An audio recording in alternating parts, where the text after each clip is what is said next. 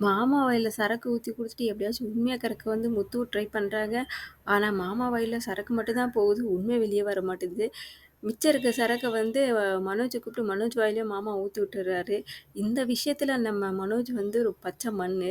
அடிச்ச சரக்குக்கு போதை ஏறி அப்படியே மயக்கம் போட்டு விழுந்துடுறாங்க. மயக்கம் போட்டு விழுந்த மனோஜ தூக்கிக்கிட்டு முத்து மாமாவ பயங்கரமா திட்டிட்டு, 2 பேரையும் வீட்டுக்கு கூட்டிட்டு போறாங்க. மனோஜ பார்த்தோனே வீட்ல இருக்கவங்க எல்லாருமே அதிர்ச்சி ஆயிடுறாங்க. "என்னடா ஆச்சு? என்னடா ஆச்சுன்னு?" அழ ஆரம்பிச்சுடுறாங்க. உடனே வந்து நம்ம மலேசியா மாமா வந்து முத்து மேல பழிய தூக்கி போட்டுறாரு. முத்து தான் சரக்கு வாங்கி குடுத்தாங்கன்னு. உடனே வந்து நம்ம ரோகிணிக்கு கோவம் வந்துடுது. ரோகிணிக்கு கோவம் வந்துட்ட உடனே முத்துவ கூப்பிட்டு வார்ன் பண்றாங்க. இந்த மாரிலாம் என் ஹஸ்பண்டுக்கு வந்து நீங்க சரக்குலாம் வாங்கி குடுக்காதீங்கன்னு சொல்லிட்டு வார்ன் பண்ணிட்டு போயிடுறாங்க. போன உடனே முத்துவும் அவங்க ஃப்ரெண்டும் வெளிய பேசிட்டு நம்ம தான் சரக்கு வாங்கி குடுத்தோன்னு, அந்த பெரிய மனுஷன் போட்டு குடுத்துட்டானே! அவன் உண்மையிலேயே பெரிய மனுஷனா இருந்தா போட்டு குடுத்துருக்க மாட்டானே! இப்டி பெல்ட் அடிக்கிறான்னா, அவன் உண்மையிலேயே வந்து மலேசியா மாமா கிடையாது. இப்ப தான் எனக்கு வந்து புரியுது. அவன் கிடையவே கிடையாது. மலேசியாலேருந்து வரல. இவன் லோக்கல்ல தான் எங்கேயோ இருக்கான். இத எப்படியாச்சும் நம்ம திரும்பியும் கண்டுபிடிப்போம்னு சொல்லிட்டு, முத்து வந்து பேசிக்கிட்டே இருக்காங்க. முத்து பேசுனத வந்து நம்ம ரோகிணி வந்து ஒட்டுக்கிட்டுறாங்க. இத ஒட்டுக்கேட்ட ரோகிணி பொங்கி எழுறாங்க. பொங்கி எழுந்து மாமா கிட்ட போயிட்டு கண்ணாபின்னான்னு திட்டுறாங்க. "இதோட நீ நடிச்சதெல்லாம் போதும்யா. நீ தயவுசெய்து கிளம்பு. நாளைக்கு உன் பொண்டாட்டிக்கு உடம்பு சரியில்லன்னு சொல்லிட்டு ஒரு ஃபோன் வரும். நீ தயவுசெய்து ஒரு பெரிய ஆக்டிங்க போட்டு கிளம்பிருன்னு" சொல்லிட்டு மாமாவ கிளப்பி விட்டுறாங்க. காலையில எல்லாரும் காஃபி குடிச்சிட்டு இருக்காங்க. விஜயா மட்டும் வந்து மாமாக்கு ஸ்பெஷலா காஃபி கொண்டுட்டு போறாங்க. கறிக்கடை மாமா காஃபிய குடிச்சிட்ட உடனே இன்னைக்கு என்ன ஸ்பெஷல் கேட்குறாங்க. விஜயா அவருக்கு பிடிச்ச ஆட்டுக்கறியே பெரிய லிஸ்ட்டா படிக்கிறாங்க. இதுல வந்து லிஸ்ட்ட கேட்ட உடனே மாமாக்கு மனசெல்லாம் பூரிச்சு போகுது. பூரிச்சு போனோனே இங்கேருந்து கிளம்புறதுக்கு மனசு இல்ல. அதனால வந்து ரொம்ப இன்ட்ரெஸ்ட்டா வந்து பேசிட்டு இருக்காங்க. இங்கேயே இருந்து சாப்பிட்டு கீப்ட்டு கிளம்பணும்னு சொல்லிட்டு பேசிட்டு இருக்காங்க. உடனே நம்ம ரோகிணிக்கு வந்து இதுலேருந்து எப்படியாச்சும் இங்கேருந்து இந்த ஆள் இங்கே இருந்தால் நம்ம மாட்டிப்போம் ஒரு பெர்ஃபார்மன்ஸ் கொடுப்போம்னு சொல்லிட்டு வராதக்கா ஃபோன் காலை வந்து அட்டன் பண்ணிட்டு அத்தைக்கு உடம்பு சரியில்லைன்னு சொல்லிட்டு ஒரு பெரிய பில்டப் கொடுக்குறாங்க. பில்டப் கொடுத்த உடனே எல்லாருமே நம்பிடுறாங்க. உண்மையிலே அவங்க மாமாவுடைய ஒய்ஃப்க்கு உடம்பு சரியில்லைன்னு நம்பிடுறாங்க. மாமா என்ன சொல்கிறாங்க, ஐயோ உடம்பு சரியில்லையா, நான் இல்லைம்மா, எப்படியா இருந்தாலும் நீ கிளம்ப முடியாது, நான் சாப்பிட்டு பொறுமையாக கிளம்புறேன், இவ்வளோ ஆசைப்பட்டு எனக்கு பெரிய லிஸ்ட்டே சமைச்சு வச்சுருக்காங்க, நான் சாப்பிட்டு கிளம்புறேன்றாங்க. முத்துவும் வந்து மாமா கிளம்பிட்டா வந்து உண்மையை கறக்க முடியாது, அதனால வந்து மாமா இங்கே இருக்கட்டும்னு சொல்லிட்டு ஒரு பில்டப் கொடுக்குறாரு. மாமா இங்கே இருக்கட்டும், சாப்பிட்டு பொறுமையாக கிளம்பட்டும் சொல்லிட்டு முத்து ஒரு பிளான் போடுறாரு. ஆனால் ரோகிணி விடுறதா இல்லை. மாமா காலை மிதித்து இங்கேருந்து கிளம்புறதுக்கு ஏற்பாடு பண்ணுறாங்க. மாமாவும் ஒரு பர்ஃபார்மன்ஸை கொடுத்துட்டு கிளம்புறாரு. எல்லாருக்கும் வந்து டாட்டா பாய் பாய் சொல்லிட்டு இந்த வீட்டை விட்டு கிளம்பிடுறாரு. பாவம் ஏமாந்துட்டாங்க. முத்து ஃப்ரெண்ட்ஸும் ஏமாந்துட்டாங்க. உண்மை கறக்கவே முடியல. ரோகிணியை பார்த்து முறைச்சிக்கிட்டே இருக்காரு முத்து. மாமா கிளம்புறதுல பெரிய சோகம் முத்துக்கு. என்ன இருந்தாலும் உண்மை வர வைக்க முடியலல்ல, அது சொல்லிட்டு பேசிட்டு இருக்காரு. மனோஜ் வந்து கேட்குறாங்க, நீ சோகமா இருக்க, மாமா கிளம்புறதுல உனக்கு என்ன சோகம் அப்படி கேட்குறாங்க. இல்லடா, ஒ- க- மாமா இருந்திருந்தாருன்னா சில பல உண்மைகளை நான் வாங்கியிருப்பேன். ஒரு பெரிய கருப்பாடு சிக்கியிருக்கும், ஒரு ஃப்ராடு சிக்கியிருக்கும் அப்படி சொல்லிட்டு பேசிட்டு இருக்காரு.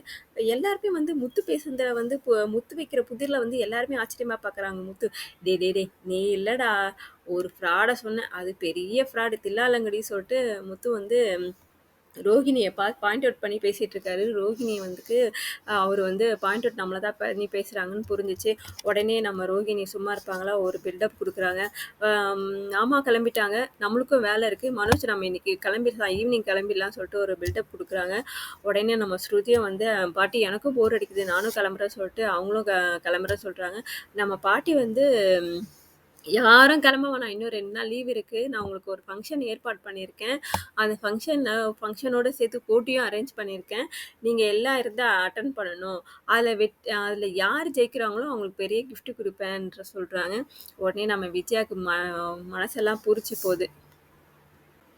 பாட்டி போட்டி வைக்கிறதா இருந்தா நீங்கள் தூங்குற போட்டி வைங்க, அதில் நம்ம மனோஜ் வின் பண்ணுவான், ஏன்னா அவனுக்கு தூங்குற போட்டி தான் ரொம்ப பிடிக்கும். அதுக்கப்புறம் இன்னொரு ஒரு போட்டி ஓடுற ஓடுற போட்டி வைங்க, நம்ம ஓடுகாலி பிரதர் செகண்ட் பிரதர் இருக்கான்ல, அவன் வின் பண்ணிடுவான் சொல்லிட்டு நம்ம முத்து வந்து கிண்டல் பண்ணுறாங்க. கிண்டல் பண்ண உடனே அவங்க அப்பா வந்து முத்து அடைக்கிறாரு. அடைக்கிட்டு எல்லாரும் ஃபங்க்ஷனுக்கு கிளம்புங்கன்னு சொல்லிட்டு கிளம்பிட்டு போகிறாங்க. ஒரு பக்கம் ஸ்ருதி கொஞ்சம் ஃபீல் பண்ணி பேசிட்டு இருக்காங்க. நம்மள பார்த்தாலே முத்து வந்து ஏதாச்சும் நம்மள பேசிக்கிட்டே இருக்காங்களே! இதெல்லாம் என்னால அக்செப்ட் பண்ணவே முடியல. ஆனா இந்த போட்டியில வந்து முத்துவ மட்டும் ஜெயிக்க விடக்கூடாது. மீனா இண்டிவிஜுவலா நின்னு ஜெயிச்சாங்கன்னா, அது ஓகே. நான் அக்செப்ட் பண்ணிப்பேன். ஆனா முத்துவ மட்டும் ஜெயிக்க விடக்கூடாது. ரவி, நம்ம 2 பேர் தான் ஜெயிக்கிறோம்னு சொல்லிட்டு அவங்க ஒரு பிளான் போட்டுட்டு இருக்காங்க. இன்னொரு பக்கம் பார்த்தீங்கன்னா, நம்ம ரோகிணியும் மனோஜும் பிளான் போட்டு மனோஜ், நீங்க தான் இந்த கேம்ல வின் பண்ணணும். எப்ப பார்த்தாலும் முத்து நம்மள அசிங்கப்படுத்திக்கிட்டே இருக்காங்க. அதனால நம்ம கௌரவத்த காப்பாத்தணும்னா, நீங்க தான் வின் பண்ணியே ஆகணும்னு சொல்றாங்க. உடனே நம்ம மனோஜ் வந்து பில்டப்பா குடுக்குறாரு. ஆமாமா, நான் பெரிய பெரிய அவார்ட்லாம் வாங்கியிருக்கேன். நெறைய போட்டிலலாம் கலந்துருக்கேன். இது என்ன பிஸ்கோட்டு? நான் இதுல கலந்துட்டு நான் வின் பண்ணி இன்னொரு பக்கம் நம்ம விஜயா எல்லாரையும் கூப்பிட்டு பேசிட்டு இருக்காங்க. முத்துவ வந்து யாரும் வின் பண்ணவே விடக்கூடாது. எல்லாத்துலயும் வந்து நீங்க 2 பேர் மட்டும் தான் வின் பண்ணணும். இதுல தான் நம்ம கௌரவம் இருக்குன்னு சொல்லிட்டு விஜயா 2 பேரையும் உசுப்பேத்திட்டு இருக்காங்க. இத கேட்டு நம்ம பாட்டி ரொம்ப அப்செட் ஆகுறாங்க. என்ன எல்லா பசங்களையும் வந்து இந்த விஜயா வந்து பிரிச்சு விடுறதுலயே இருக்குன்னு சொல்லிட்டு ரொம்ப அப்செட் ஆயிட்டு, அவங்க ஒரு பிளான போட்டு போறாங்க. எல்லாருமே போட்டிக்கு ரெடி ஆயிட்டு கிளம்பிறாங்க. கிளம்பி வந்துட்ட உடனே ஸ்ருதி சொல்றாங்க, "பாட்டி இந்த காம்படிஷன்ல நான் தான் பாட்டி வின் பண்ணுவேன். ஏன்னா நான் நெறைய காம்படிஷன்ல வின் பண்ணி பிரைஸ்லாம் வாங்கியிருக்கேன்னு" ஒரு பக்கம் ஸ்ருதி பில்டப் குடுக்குறாங்க. இன்னொரு பக்கம் நம்ம ரோகிணி பில்டப் குடுக்குறாங்க.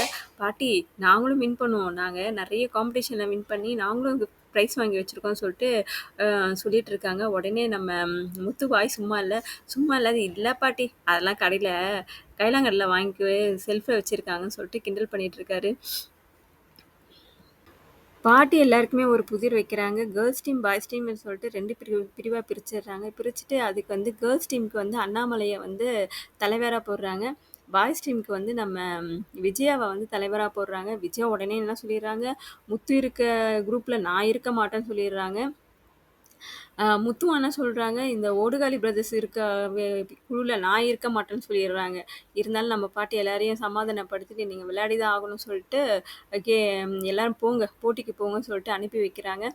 பார்ப்போம். நான் எப்படி இந்த கேம் களை கட்ட போகுதுன்னு பார்ப்போம்.